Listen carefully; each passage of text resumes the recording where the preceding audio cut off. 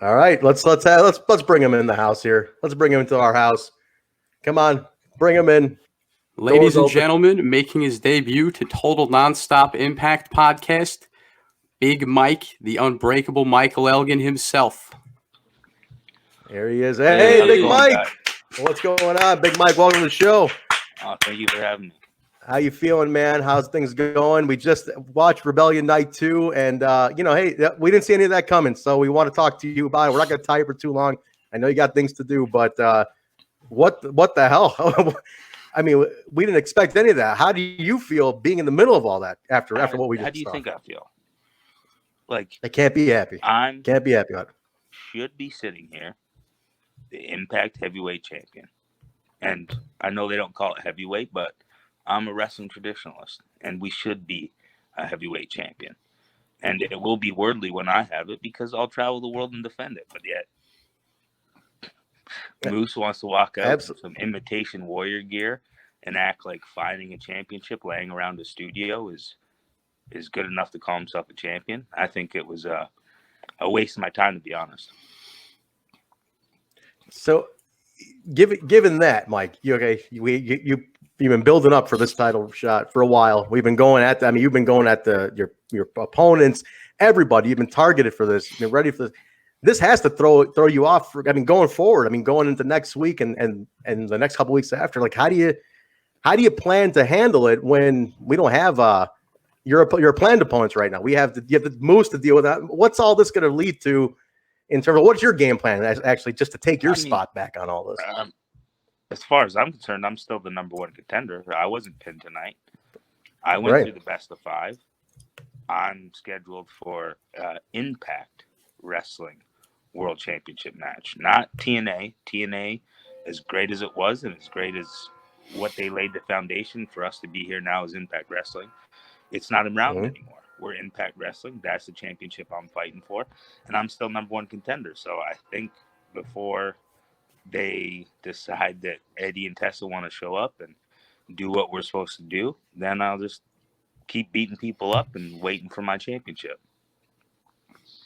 Listen, I'm going to ask you one question. Now, these guys are itching to ask you something too, and all the people in the chat, Mike. You're a guy who, and first off, happy 1 year in Impact. Today's their 1 year anniversary, isn't it? Yes, thank you. So, happy 1 year. What you've done in a year is incredible. And I could say from a personal standpoint, Mike, anywhere you go, not only do you elevate your game, but you also elevate the game of the company you're in. Guys, I know Mike from AAW, and I saw firsthand as a fan how he elevated that company, and then so on after going from there to other companies, how it just anywhere he goes, he not only ups his game, but ups the game of his opponents and everybody on that roster. And so, Mike, on a personal standpoint, I see what you do. What's your next challenge now? You are always setting challenges for yourself. This is a challenge all to itself with the whole restructure, the way shows are being done now and everything. What's your next challenge as you're going into this? Well, first, thank you for the kind words. I take this very seriously. I know I've been joking around a lot on social media, but with all jokes, there's a little bit of truth, and I do consider this, my life's work. I'm 33, and the first time I ever took a bump, I was 14. So over half my life, I've been doing this, and I've given everything I've got to it. So that kind of adds to what you were saying. I tried to elevate everywhere I go because of how much this means to me. And I know that it's kind of weird for fans and for wrestlers to have these empty arena shows. But I truly look at wrestling as a prize fight, and the prize is either winning a match or going after a championship. And if you're not in a mindset or have the ability to go out there when there isn't a crowd there and it only is going to be seen on a TV screen or, on a computer screen or a phone, whatever it can be consumed by, I don't think that you deserve to be a wrestler, to be honest. And that might be harsh, but the truth is I've worked hard to be at this level.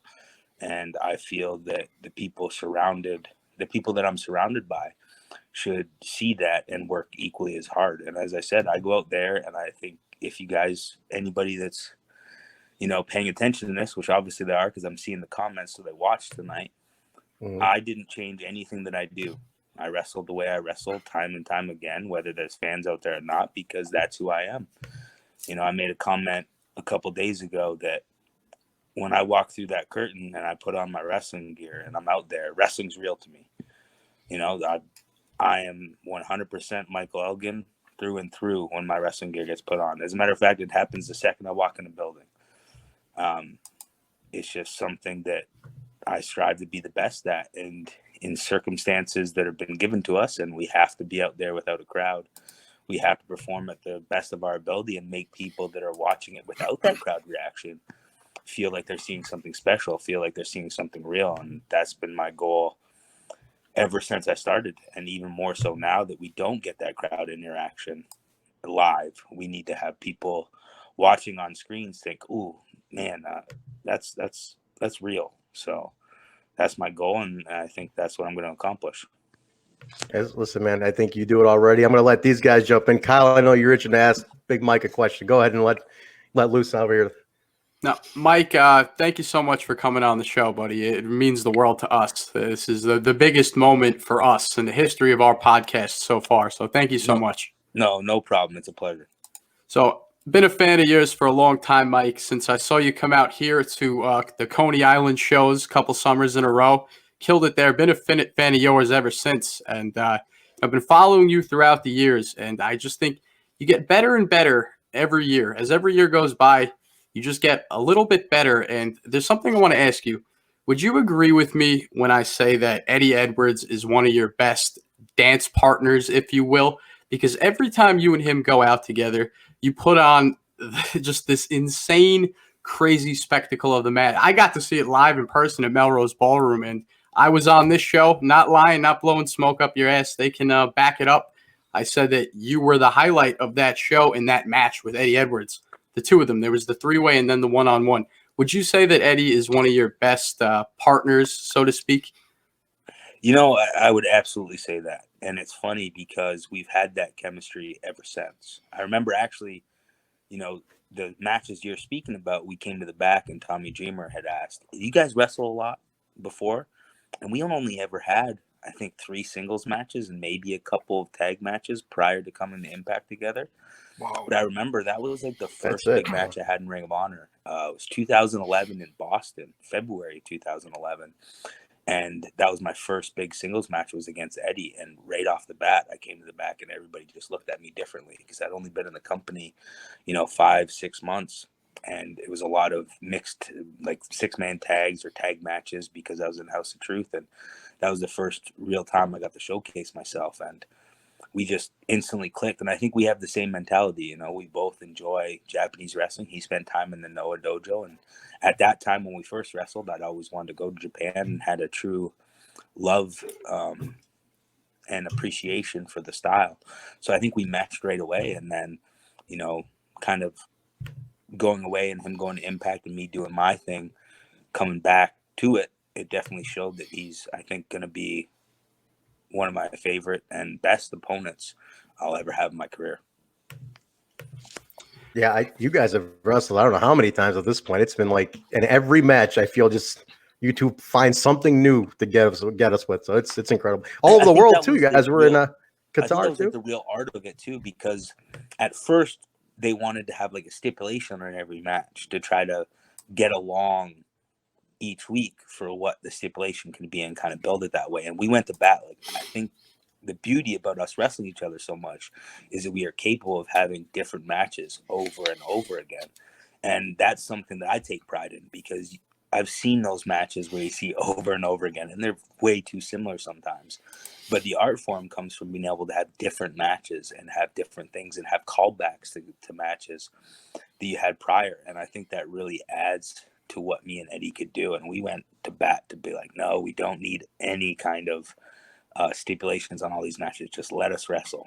So it really worked out. Showtime. Now, Mike, another thing I want to ask you, buddy, is for all the places you've been to Ring of Honor, you've been all through Japan, you're in Impact Wrestling now. Comparing all the locker rooms you've been in, what's different about Impact Wrestling to you so far? I think it's less cliquey. And what I mean by that is there's obviously still groups of people that hang out with each other and everything, but there's no secrets in those cliques. Like, we might be joking around in our separate groups, but then everybody's still communicating and joking around, and that's a lot different. You know, New Japan was probably the closest, but there's still like a little few groups of people that are kind of doing their own thing. Ring of Honor was real cliquish, you know.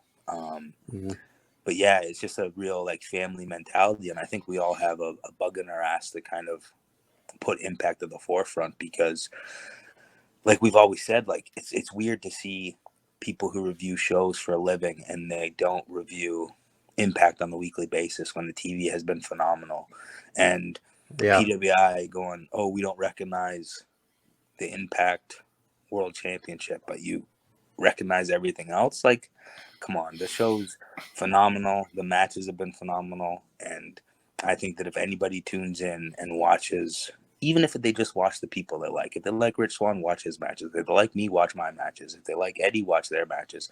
And they're going to be blown away. So I think that's a real mentality for all of us, is to get people talking about Impact. Yeah, and even us here on the podcast, that's our mindset, because we were doing our watch party tonight during the show. And Trent, what was one of the first comments we got? Somebody came into the chat and said they like Impact now because of us. And it's word of mouth. That's all it is. People have this false narrative in their head, these old things that happened 10 years ago. But if you actually sit there and watch Impact every week with an open mind, you'll become a fan. We always preach that here on the show. I absolutely agree.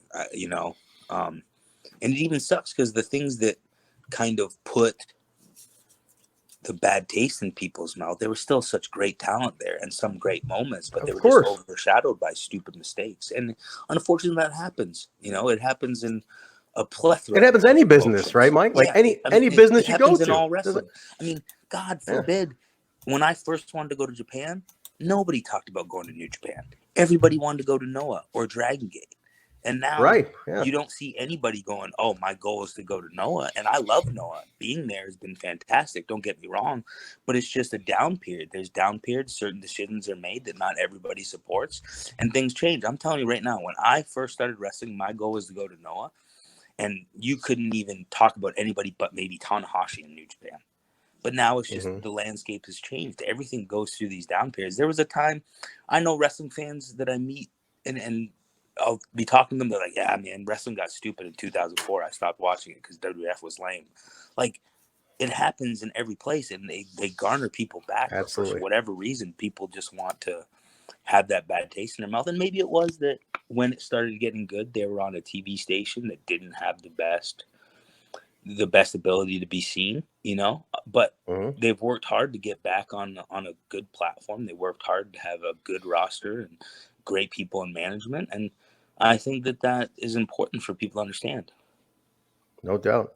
Jay, I know you got something to say. You had a question there.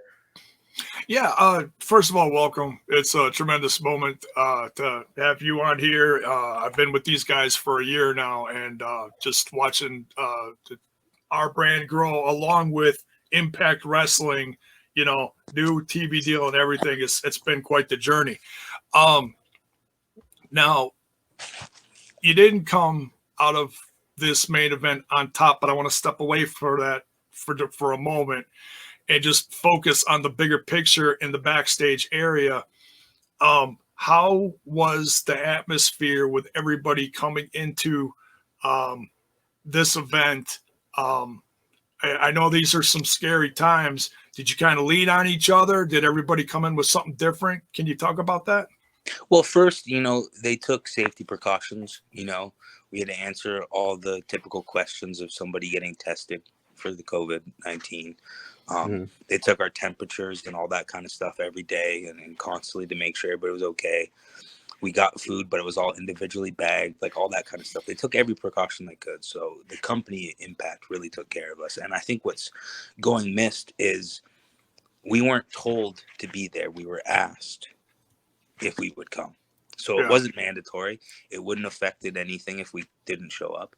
But everybody that was on Rebellion and the TV in weeks to come felt that Impact would take the right steps to make sure that the best they could that we were going to be safe. Obviously, as you said, these are scary times. But going there, you know, everybody was excited because wrestling isn't happening, and it's in all of our blood. So we just wanted to be able to get out there and be active. And like we've been saying, we're trying to put Impact back in the forefront of wrestling. So if we go for 3 months without some new stuff out there, what does that do for the company? So I think we were all there to support the company that's supporting us. And Yeah.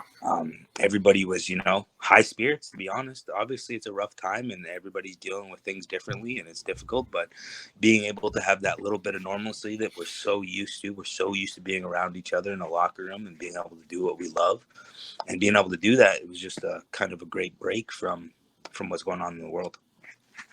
Yeah. And Mike, I got to say, going back to what Kyle was saying earlier about what the brand's doing to chase the stigma off and all that stuff.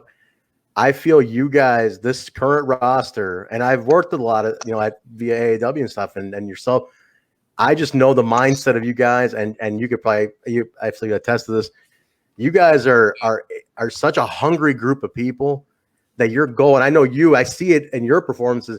Your goal is to just be undeniable, be put on the best show and the best performance, and to give 200% to the point where these guys who keep a stigma or keep a wall up, they can't deny how good it is. And like I saw that firsthand with your matches a lot of times. You know, people who might not be a fan of yours, but they're by the end of the match, they're converted. They're like, damn, you know, I'm not gonna be a fan of that guy, but that was a damn good match. You know, shit, I'm sold. Yeah, you know, and especially attest to the locker room. You know, I know there was a lot of different things said, but I still had a year and an offered of a second year on my New Japan contract when I left to come to Impact. Mm-hmm. Like I chose to be an Impact because of the roster and because of the people behind the scenes. And we do all have that mentality. Like I know I joke around a lot and to me it's funny because that's just how I was brought up. But if somebody on the roster has a great match and they come back and say top that, I don't go and say, oh, look at this cocky prick. I go, okay, I'm going to go out and try and top that. Absolutely. That's teamwork. Yeah. As a team, our competition has to be with each other in a fun manner. And that fun manner comes from, okay, I did this. What can you do to top it? Oh, that was good, but I'm going to go and do this. And like, that's what everybody has to do to push Impact to the forefront. And I think that's what we're all doing. Like you said, everybody's hungry and everybody wants to, one, advance themselves, but two, advance Impact. So it's been really great. It's great, man. We say it all the time on the show, and our listeners a lot of times, Mike. And if you listen, you probably heard us say this all the time. This is not me blowing smoke, and I know you, and you know I'm not gonna lie to you. You literally have not had a bad match in the whole year you've been at Impact. Like there's been no match that I said, he phoned it in or he called it in. Every match is you trying to outdo your last one. And I think that's such a testament to your mindset, just like the way you train, the way you're training in lockdown. It's amazing to see how much you push yourself. But where did that come from for you? Where did that drive start? Did it start training? You're growing up as a kid. Where did you start that mentality? You know, it was probably when I started training. And I think that comes from always wanting to be a wrestler and everybody telling me that I couldn't be.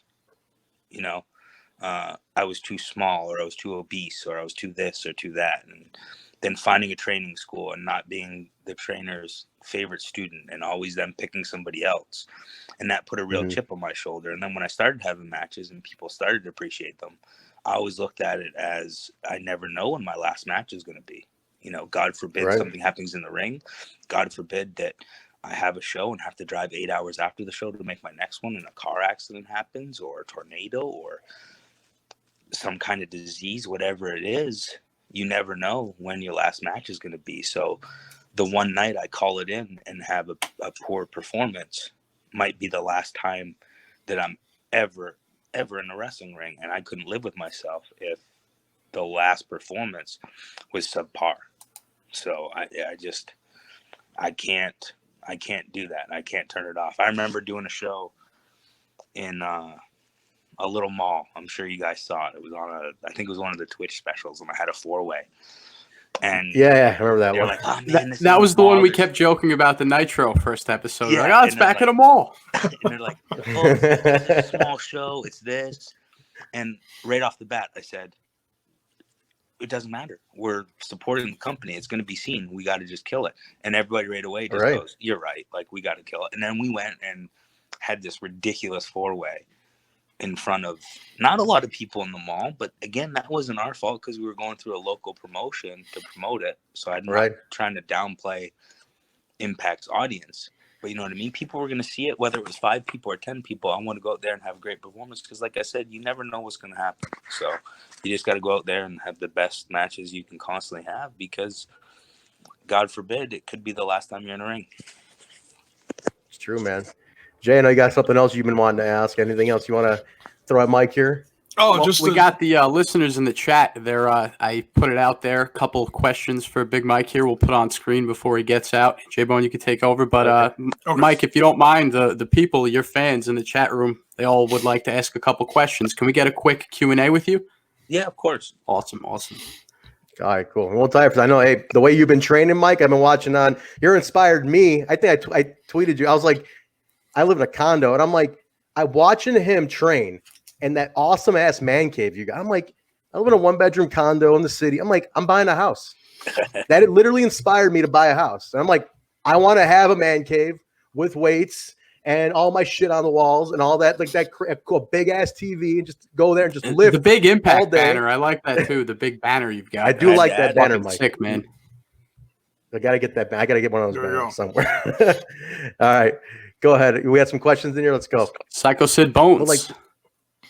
So would you like to see the Impact team with a Japanese promotion? If you could, Mike, let's say you're in charge of this, which promotion would you want Impact to work with? I know they have some relationship with Noah already, right? Yeah, and I think that's a great relationship. And part and parcel because Noah's been working with other places too. So I think that if they could really strengthen that, I think the downfall is Noah's also trying to improve their business. So it's hard for them to send Japanese talent over as often as we would like them. Because, man, having Segura, Nakajima, Go Shiozaki, Marufuji over, just those guys alone would be tremendous to have. And then you had Marufuji teaming with Mochizuki from Dragon Gate. Having them over for a couple tag matches would be phenomenal too. But it's just it's hard because they're on the build and the way the time difference is too. Like if they have a show on a Saturday and we have a show on Thursday, it's impossible for somebody to come over here then leave Friday because they arrive the day of the show. So it's often scheduling conflicts that have prevented us from getting more talent from Noah over. But I think the relationship with Noah is great, and hopefully when things get back to normal, we can get some more of the Japanese talent over someday. Next up, we have Whoopsie. Whoopsie wants to know, how does Elgin keep his Jordans fresh when wearing them in the ring? I remember him wearing J's during the Brian Cage beatdown at Melrose. Well, to be fair, anytime I've ever went to the ring in street shoes, other than the Shacknosises, they have been Jordans. And I have a cleaner that you put on to make sure, like, if anything gets it just runs off. So I put that on all my Jordans. And then are you a sneakerhead, Mike? I am very much, yeah. We would love to see your collection sometime on social media or whatnot. Some pictures of that. They're kind of. I got a story about Jays. I want to tell Mike. So, Mike, I'm 38. So when the Jordan 6s came out, the black and red ones in like 91, 92, right? Everybody wanted them. I wanted them. I was like, I'm gonna get them. I convinced my dad, drop $100, take me to go get them. We get everywhere was sold out. Everywhere. The last shoe store I get to, all they had left was the Bordeaux's, the gray suede Bordeaux. And for a 10-year-old kid to wear suede shoes, they weren't going to last more than like 2 weeks. I destroyed an original pair of Bordeaux's in like 2 weeks. Rain, water, mud. Worst thing I could have ever done is buy myself suede Bordeaux's at the time. But I never got those 6s. I never got the Jordan 6s. No, that red and black flu game color is that colorway is it's a hard find even on the shoes to get released now in them. I'm telling you, man, can't find it. What else we got in the chat, guys? Won't tie for too long, Mike. I know you got a lift. All right, Bell's Boy, is there anyone either in the promotion or not you'd like to get in the ring with and mix it up with, Big Mike? Let's start with in the promotion. I'd like to wrestle all the Rascals in singles, Chris Bay, Ace Austin, and Jake Diener. You and Jake, I think I gotta look. I mean, Jake is incredible. I know Jay is a huge fan of Jake. We're all big fans of Jake, and you and Jake, I think, would be an amazing match. I think you can bring out that next level out of Jake. Yeah, I think we would definitely have a fun one. And there's not too many people outside of the promotion, but with the recent free agency explosion, I think that EC3, Eric Young, and Rusev would be fun matches for me. Absolutely, Mike. I don't think you have a bad match with anybody. I mean, it'd be a silly question, but is there a match you'd ever want to redo? Let's say you had a first time match. You're like, man, I wish I could redo that one. Was there anyone you never got a second chance, or you maybe would want to? Because I never seen a bad match really. I never see you phone it in, man. I mean, there's definitely been some stinkers in 17 years. Luckily, yeah, I can imagine. They were in Canada when nobody really knew about the scene, and this were guys who weren't very skilled. But I've been very fortunate. I've been put in the ring with some great opponents, and I'm at a skill set where even if I'm in there with somebody that's limited, I can do my best to fight through those limitations and still have a match that's passable. So I don't think I want to redo anything, and even if there was something that wasn't ideal, you can't live in the past. Those bumps in the road just makes you work harder to be better later on. True. Next up here, Mike, D Tokyo Pimp wants to know, what was your favorite part about Japanese culture? I currently live in Tokyo. I love everything about Japan.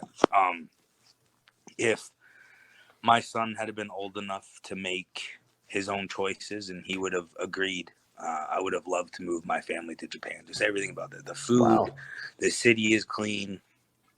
The people are very, very polite. It's one of my favorite places in the world, hands down. But if I'm really going to talk about anything, it's definitely the food. Japan is the best food in the world. Now, I want to ask you a question since we're talking about Japan. Us wrestling fans, there's certain things that go on behind the scenes that we see, but we don't quite understand. Let's say somebody in the chat doesn't get it. We'd like to know, Mike, what is the fascination about that Riviera Steakhouse when the wrestlers are in Japan, the jacket and everything? Could you explain that to us? It comes from the old times, and really the Road Warriors were the ones that made it super popular. The steaks are fun, but it's kind of wrestling lure because the walls are filled with classic wrestling pictures. So you kind of go there to see that. And the Road Warriors used to buy, or I wouldn't say buy, they probably gave them to them, but jugs and jugs of their steak sauce, which is delicious. And I tried to get them to give me some every time I went there, but they wouldn't. But I think the allure comes from the old days that they used to give all the wrestlers that came over jackets, and they kind of promoted it. So you go there and you see Hulk Hogan and The Undertaker and the Road Warriors and all of these, guys who had such a great career in Japan that had the jackets and would go there and eat steak. That's where kind of the allure comes from, Do you have something one? That's always been there, that was never explained to us fans. Well, I actually do have a jacket. I got it my first New Japan tour, and it's actually on the front it says Road Warriors Gym, which I thought was pretty cool. So that's cool. That's real cool. Jay's a steak guy, so Jay, you gotta get to Ribera one day next time you get to Japan. I know Jaybone's he's steak and potatoes guy. Yeah. All right, we have more questions here. Kyle, go ahead and read the questions. Let's wrap it up with this one right here, Mike. A Wrestling Phantom wants to know, while waiting for your Impact World title match, who do you plan on targeting next? I don't really plan on targeting anybody, but Moose has been kind of vocal on Twitter, so I might have to slap him around a bit. Sammy talks a lot too. He just talks a lot. For somebody like him to just mouth off it blows my mind. It really does. It's one thing to tweet, but he knows he's going to see me. So why even tweet? Because you're going to have to deal with me. So maybe Sammy, maybe Ken Shamrock. I don't know. It could be literally anybody on the roster because I'm just biding time until, the world champion comes back to defend her title so I can beat her. That's going to be interesting, man. It really sets up an interesting dynamic, what we have. I mean, honestly, and Mike, like I work behind the scenes, but for Impact, I just like to watch it and just see what I'm seeing. And I don't want to know anything I just being surprised, just not knowing what's happening is the best part. And just letting you guys unfold it, letting you guys show us, and you put on these amazing matches and these amazing performances and shows like tonight. The 2-part Rebellion was phenomenal. And I get to enjoy it as a fan, just loving what you guys are doing. And I'm so intrigued with what you're going to do. I mean, after tonight, it's like, where does everything go? It's a very interesting situation. It's like, it really sets up a great next couple of months. Definitely psyched for it, man. I'm really excited for you personally, for the company. I think that you guys have done nothing but stabilize the company really well, shake a lot of stigma off. Every day there's new fans, or new and old fans, coming back to the company. I think you got this roster so responsible for doing that. And you've been seeing it at the big shows, like I was at Hard to Kill. And I just saw the way that these crowds are coming back and they're reacting and they're just really taking to what you guys are doing, man. So definitely my praises to all you guys. It's not easy what you do, and I really, really admire it. So I'll let Jay get into the last word before we go. Jay, I know you've been sitting pretty patiently throughout these comments. If you got anything you want to run by Mike before we go, I've been doing a lot of talking here. With everything going on, I was going to ask you how your family's doing, wife and kiddo. They're doing good. Man, it sucks that there's a lot of things that we can't do right now with Jax, but it's been good that he gets me home a little bit more. And obviously my wife Mischief is a great mom and just constantly has been around him and really helped him grow. So having us both here is definitely good, especially for me because I'm often gone. But they're healthy, they're good. She gets to work out too because I decided to build that home workout, the home gym. So we're keeping sane and healthy. But thank you very much for asking. Good. Guys, Awesome. his Good to wife hear, man. Mischief, one of the best women's wrestlers period in the last 15 years. I've personally seen his wife beat the shit out of a very good friend of mine in the ring. Mike knows who I'm talking about. Yeah. She had a very dastardly feud with Danny Daniels. They beat the hell out of each other. And I keep saying, Mike, if you work on it with me, we can get both of these two out of retirement for one last goal. Well, we got to do it. I am trying. I am pleading for her to come back and wrestle and Impact with me.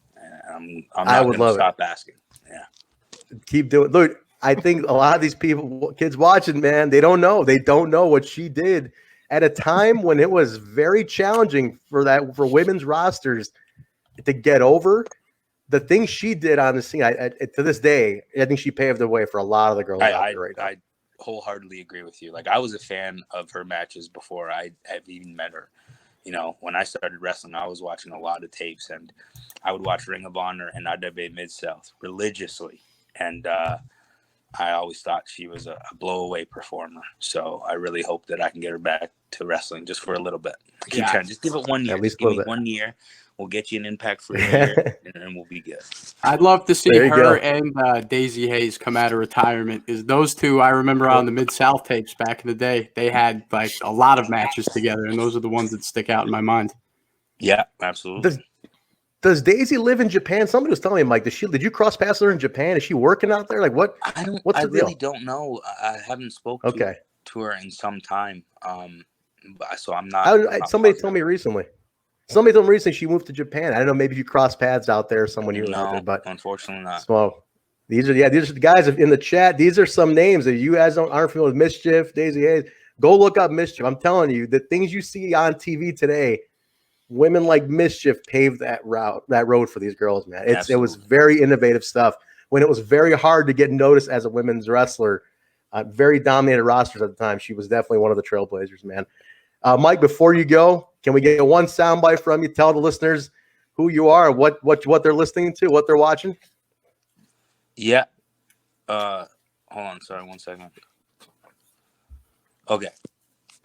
What exactly do you want me to say for the soundbite? Just tell this is Big Mike Elgin, and you're watching Total Nonstop we have those Impact. drops at the beginning of the podcast, and we'd love to add you to that right at the beginning. Love to get you. Thank you first. Yeah. You're going to powerbomb me. All right. This is the real Impact Wrestling World Champion, Big Mike Michael Elgin, and you're listening to Total Nonstop Impact. Beautiful. Thank Guys, you so much, Mike. the real world champion, Big Mike, Michael Elgin, the Big legend. Mike, thank you very much for being on, brother. I hope to see you again real soon. We had a great time. I saw Mike in Dallas, man. We talked for a little bit. And it was great to catch up, dude. You're one of the best. I drive this point home. I tell everybody, to this day, I tell you all the time. I said, we talk about how the company I work at AAW, he changed the company. Him and Silas Young had a match that made it what it is today. And it's tattooed in my brain, Mike. And so ever since then, I've been a big fan. I very much appreciate that. Seriously. I'm glad to call you friend, man. It's awesome to have you on. And thank you for coming on. Thank you for always putting us over, supporting us, man. But thank you very much. Definitely stay safe. Thank you. Absolutely, brother. Stay safe. Best to the family. And we'll talk to you soon, man. Thank you. Take care. Thank you so much, Mike. Take care, man. Thank you. Guys, Michael Elgin, man. What an honor.